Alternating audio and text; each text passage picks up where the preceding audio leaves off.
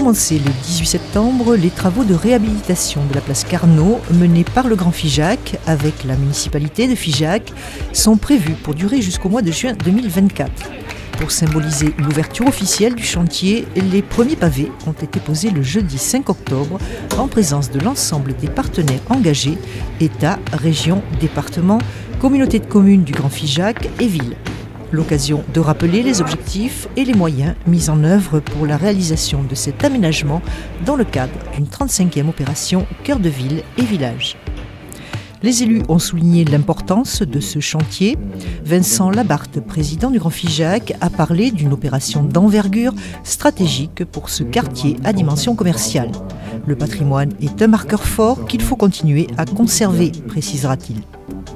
Le maire de Figeac, André Bélinger, dira « C'est un moment symbolique que certains attendaient depuis des années.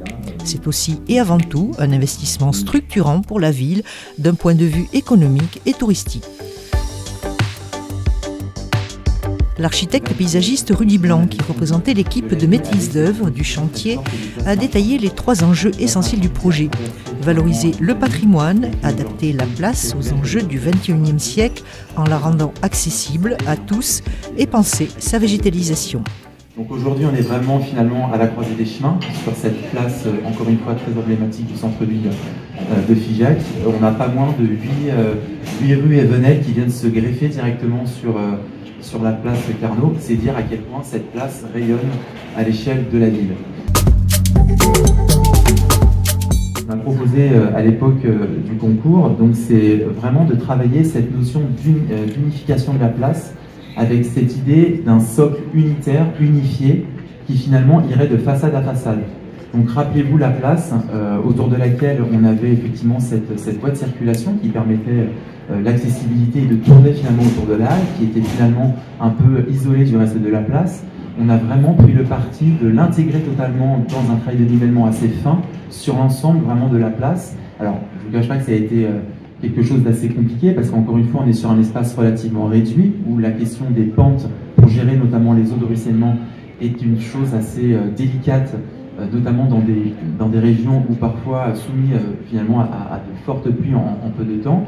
Donc c'est comment finalement arriver à mettre tous ces enjeux techniques en place de manière à pouvoir, encore une fois, porter cette idée forte d'un sol unitaire qui donne aussi sa lecture à la place et renforce son identité patrimoniale. On a fait un très gros travail sur l'histoire de la place pour retrouver, notamment avec un travail fin avec l'ADF, toutes les traces en fait et toute l'histoire de cette place qui, encore une fois, lors de sa création, ne présentait pas finalement de dénivelé, en tous les cas de rupture de niveau entre le centre et le reste de la périphérie. C'est-à-dire que le socle que l'on a en fait aujourd'hui, qui se situe plus haut que le reste de la place, est un élément qui a été rajouté au fil des années et qui aujourd'hui nous a clairement posé question dans le cadre de l'aménagement et sur lequel on va réintervenir, c'est-à-dire qu'on va supprimer cette surépaisseur que l'on a de manière à retrouver le sol originel de la halle, comme c'était le cas finalement lors de la création de la place, pour encore une fois assurer une lisibilité et une accessibilité parfaite en tout point de la place. Aujourd'hui, on voit que le défi climatique nous questionne, nous, dans cette notion de la désimperméabilisation des sols. Donc on voit que sur des sites emblématiques comme ça, cette notion a ses limites finalement. Il a été très important pour nous de pouvoir proposer à la ville de planter un arbre pour offrir, au-delà effectivement de la présence du végétal finalement sur une place, tout le confort de pouvoir se poser à l'ombre sous un arbre et de profiter de cette place totalement réhabilitée. La ville a souhaité profiter des travaux pour redonner des couleurs à sa halle qui date de 1888. Après la réalisation d'échantillons de teintes sur les piliers, la couleur de la structure métallique a été arrêtée.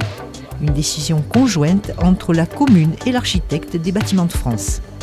La couleur d'origine de cette halle de fin 19e siècle n'apparaissant dans aucune archive de la ville, c'est donc une teinte d'un gris légèrement vert qui a été retenue.